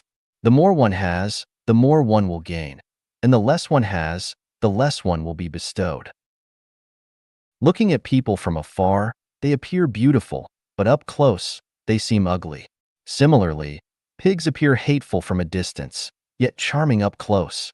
The nourishment for humans is not food, but the different molecular structures of energy, qi, within food. If one consumes this energy directly, they may bypass the need for food altogether. When God created humans, humans began creating gods. When humans raise cows, cows start to raise humans. When humans invent computers, computers will eventually invent humans. Because we have eyes, we don't see what we should see, but we see what we shouldn't see.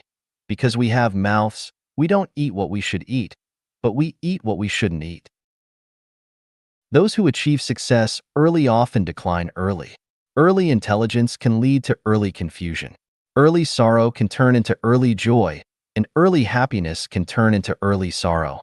Those who rise early tend to sleep early, and those who sleep early often rise late.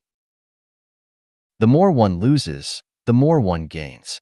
Conversely, the more one gains, the more one loses. In having nothing to lose, one has nothing to gain, yet in losing everything, one gains everything. The ultimate objective of life is not to approach death, but to journey towards another world. Much like the ultimate aim of a fetus is not to grow within the womb, but to enter the world. Thus, human society acts as a grand womb, through which individuals must pass, seemingly through the gateway of death, to reach another world. Consequently, death is not the end, but rather the beginning. The you in dreams is not your true self. The true self slumbers in the real world. Similarly, the you in the present is not the true self. The true self is sleeping in another world. The dream you is unaware that your real self is slumbering in the real world, just as the present you is unaware that the true self sleeps in another world. Upon awakening, the dream ends. When the true self awakens in another world, life concludes. If one dies suddenly, it is because the true self in another world did not awaken naturally but was abruptly awoken by others. Thus, regardless of age or manner, death is not an inherently negative event, and the living need not sorrow but should rejoice in their timely cessation of illusion. From the perspective of conventional thinking, the sun unquestionably revolves around the earth, as observed rising from mountains, water, and the horizon, and setting on the opposite side at dusk. The ancient text, Shan Hai Jing, contains a fable titled Quafu Chasing the Sun, wherein the protagonist Quafu perishes due to his adherence to conventional thinking. Similarly, Copernicus was burned alive for expressing a treasonous and heretical notion. The earth revolves around the sun, rather than the sun around the earth. Consequently, conventional thinking is often the folly of fools. We frequently refer to sea level, yet it is not a level surface but rather a curved one. When traveling by Boeing 747 from Johannesburg to Hong Kong via Bangkok, the altitude of the plane remains relatively constant, leading us to assume it flies straight and parallel. However, the flight path is not linear but rather curved. You take a globe, imagine yourself standing in Oslo, Norway, and then picture the people in Cape Town, South Africa. Can you tell me who is on top, who is on the bottom? If you consider yourself on top, then the people in Cape Town would be below. Since they are below, and everyone's feet are planted on the earth, it is without doubt that the people in Cape Town live with their heads facing down. However, when you visit Cape Town, you find that people are heads up, making it seem like the people in Oslo are the ones with their heads down. Thus, our conception of up and down may be erroneous. Though we claim airplanes soar in the sky, changing spatial perspectives reveals they travel beneath the earth. Extending from the spatial positions of up and down to the abstract concepts of high and low, we often say, the greater the hardships endured, the more esteemed the person, man struggles upwards, water flows downwards. This erroneous perception of hierarchy makes people forget the meaning of life, trapped in the quagmire of upward ascent since childhood, unable to extricate themselves. By the time old age approaches, they still don't understand, remaining confused, thus muddling their once very beautiful lives. The more energetic a person is, the more susceptible they are to straying from the path, and the smarter and more talented a person is, the easier it is for them to become ensnared in the mundane. Conversely, those who are frequently ill, seemingly hopeless, are more likely to grasp the truth. This is reflected in the Taoist saying, illness breeds Tao in the mind, and the reason lies therein. Let's look at time again. We say, today is March 3rd, 2004, and 10 years from today will be March 3rd, 2014. Upon waking in the morning, we glance at the clock and exclaim, ah, it's already 7 o'clock. When conversing with friends, one might remark, time flies so quickly, I'm almost 40 years old. We feel as though we're swimming in the vast ocean of time. Life is fleeting, and the years are unforgiving. The older one gets, the more prone they are to sighs and regrets. The sunset is infinitely good, but it's almost dusk. Knowing today, why regret yesterday? Time, like a demon or cancer cell, consumes people's happiness, hope, and lives. But let me ask you, where does time come from? Does time truly exist in the universe? Is time really so precious? You may find yourself perplexed. If I were to tell you, time is a construct of humanity, it doesn't truly exist in the universe, and time isn't inherently valuable, you might find it puzzling. If I were to further assert, you've created time as this specter, this illusion, to intimidate and torment yourself, you might begin to question my sanity. Delving deeper, have you ever dreamt of deceased loved ones? The relatives you see in your dreams aren't truly dead. They've merely transitioned to a different realm of existence or shifted to another space. Would you then consider me delusional, spouting nonsense? The truth is, if you were to think so, you'd be correct. indicating your normalcy, practicality, and rationality, but lacking the concept of unconventional thinking. 3 meals a day are considered essential. The diet should be varied. Otherwise, malnutrition may ensue. This is conventional wisdom. If you firmly believe it to be an absolute truth, then indeed it is. You become accustomed to 3 meals a day. Should you miss one, you'll feel hunger and uneasy. If you believe 2 meals a day suffice, then indeed they do. If one day you were to consume an extra meal, you'd experience stomach discomfort. If you believe 1 meal a day is adequate, then it is. Regarding food, if you subscribe to the theories of nutritionists, you'll include chicken, duck, fish, various fruits, vegetables, etc. in your diet.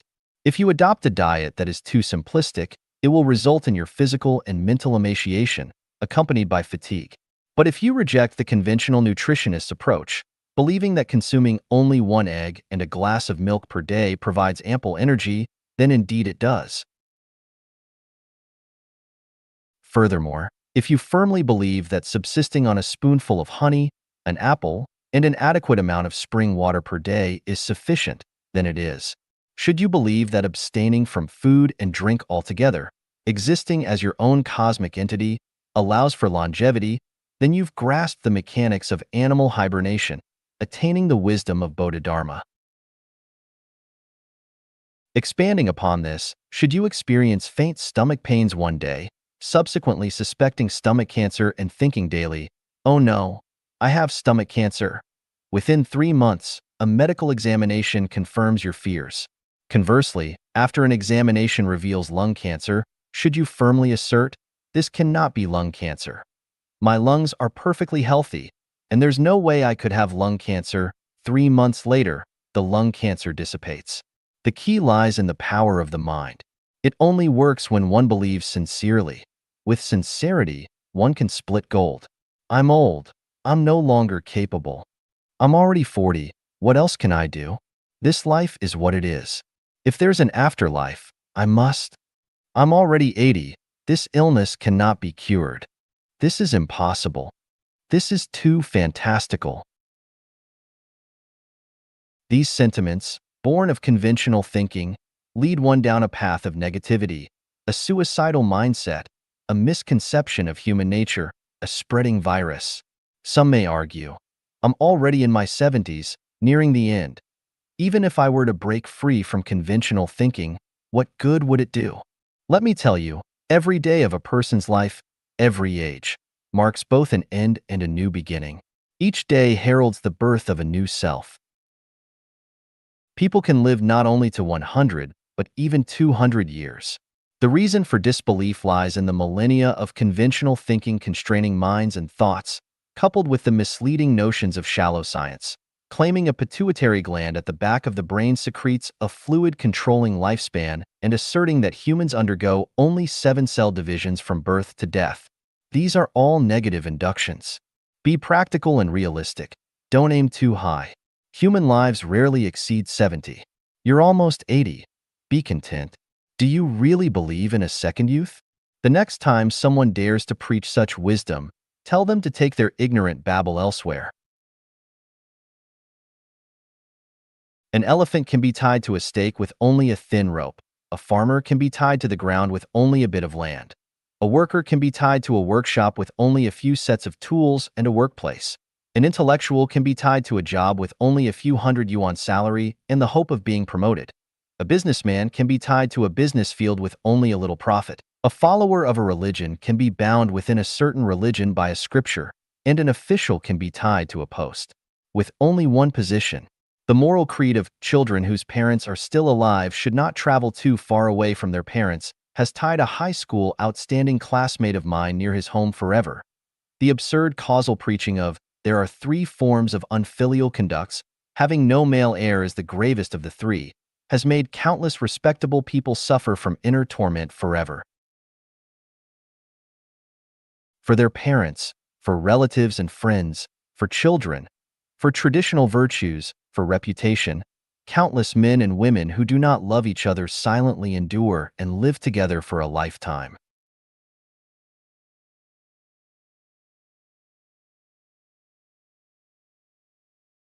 Everyone is more or less tied by invisible ropes, and everyone's mind is covered by an invisible net of thinking. Everyone is carrying a heavy cross, but they can't feel it. Or they can feel it, but do not have the strength and courage to break through the fetters. Seeing that the people around them are living like this, they feel at ease, get used to it, become numb, so they bear it. Someone asked me, "It's easy for an elephant tied by a string to break free, but where will it go if it breaks free?" Yes, if you break free, where can you go? With no fodder, no jobs, no wages, no position, and even no housing and the surrounding relationships, how can one survive? There was a group of swans. Every autumn, they flew over thousands of mountains and rivers in a group, singing songs all the way, admiring the green mountains and blue waters under their wings, and going to the far south to open up new living areas. A few of them were captured and fed by humans. They grew fatter and fatter, having no worry about food and drink, and carefree. Even in the cold wind and snow, there was a shelter protecting them from the wind. As time went by, they got used to the food given by the master and got used to the joy with the chickens, ducks, pigs, and dogs. Their brothers and sisters flew back the next year, and they met with a burst of kisses and hubbub. Autumn was here again, and the brothers and sisters came to encourage them to fly to the warm south together. But they advised their brothers and sisters in turn, "Stay here, there is food, drink, and housing here. Why bother to fly back and forth every year? Besides, the place you fly to may not necessarily be lush with water and grass. Even if the food is abundant, you have to find food yourself. How can it compare to us here having food and drink and being free and easy?" The brothers and sisters shook their heads in puzzlement. One by one, they spread their wings and flew away. In the third year, spring had come, and the flowers were in bloom. The brothers and sisters flew back again with singing. But except for two nephews and nieces, their original brothers and sisters were nowhere to be seen. They asked their dirty nephew, "Where did your uncles and aunts go?" The lame niece rushed to cry. A few uncles were killed by the master to entertain guests. Other uncles were killed by the mistress, saying that she wanted to nourish her body, and the aunts were taken away by relatives and friends of the family. Don't know whether they are still alive. When I was grabbing food with the puppy, my leg was bitten by the mother dog. What should my brother and I do now? As she spoke, she squatted on the ground in despair. All the swans came around at once, stroked and comforted with their white wings. "Children, don't cry. We will take you out of here this autumn." "Where can we go?" asked the poor nephew. Long-term habits have formed a fixed thinking. Once the thinking is fixed, it is difficult to break through. Let's look at another phenomenon. The wholly devoted state of Africans praying for blessings. Groups and groups of Africans on the African land are all dressed in white clothes, regardless of the wind or rain. They go to the big tree, or kneel on the grass to repent and pray. What kind and honest people!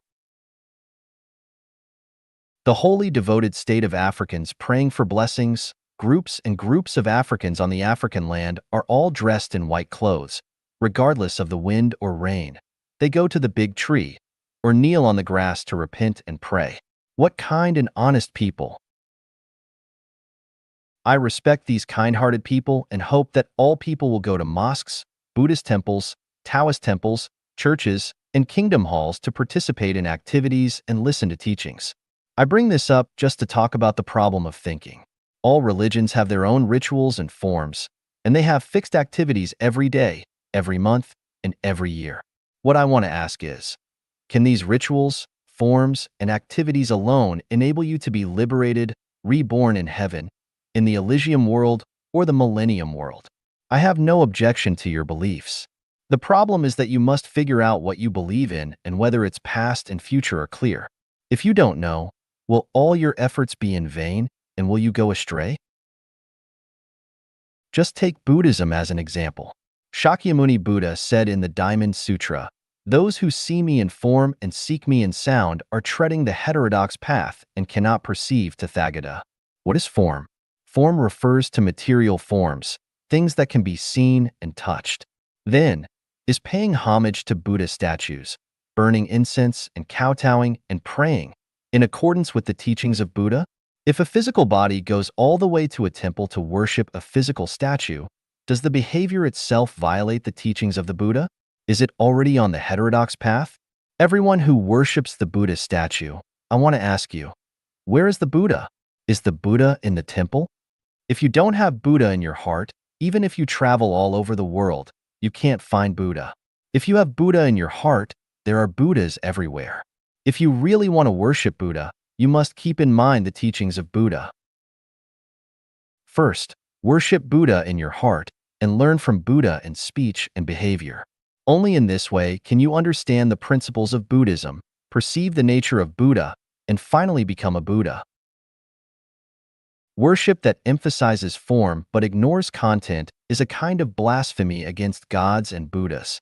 Rituals and forms are a kind of restraint, a kind of pretense just to strengthen people's beliefs, and a means and process of dissemination. Whether you attain Tao depends entirely on your own psychology and actions. If you don't have it in your heart, it is useless, and not even if you burn incense and kowtow every day. Go to temples and Taoist churches to worship statues of gods every day. If you have it in your heart, even if you have never been to a temple or church, you can become a loyal disciple of gods and Buddhas. Due to the limitation of conventional thinking, most people think that gods and Buddhas are in temples, Taoist temples, and churches, or in some places that are indefinable. They believe that as long as they participate in religious activities and hold ceremonies, they can get the blessings of gods and Buddhas, and their merits and virtues are fulfilled, and they will attain the state of spiritual immortality. It is actually very wrong. In fact, gods and Buddhas are one with humans, and gods and Buddhas are on us, and gods and Buddhas cannot be deceived. Everyone has divinity and Buddha nature and interacts with the gods and Buddhas in other dimensions.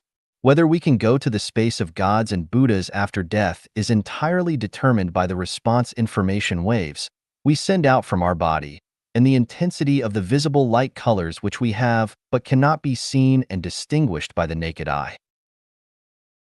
Just like a networked computer, the program has been determined, and it all depends on how you apply it. It is impossible to get away with it if you want to be opportunistic. The great world seems chaotic, complicated, unpredictable, and elusive, but it is actually very simple. Our every word, deed, every action, every thought is recorded on our body without omission. Even in the pitch-dark night, one does things secretly, thinking that the gods do not know it, and the ghosts do not notice it. In fact, the information waves and light emitted from us have changed and have been clearly revealed. Divine punishments, though slow, are always sure, with big meshes yet letting nothing slip through. Who can you fool?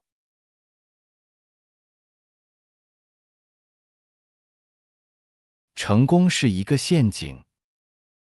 Success is a trap. Xiefeng. March 24, 2021. Translation edited by Chinya.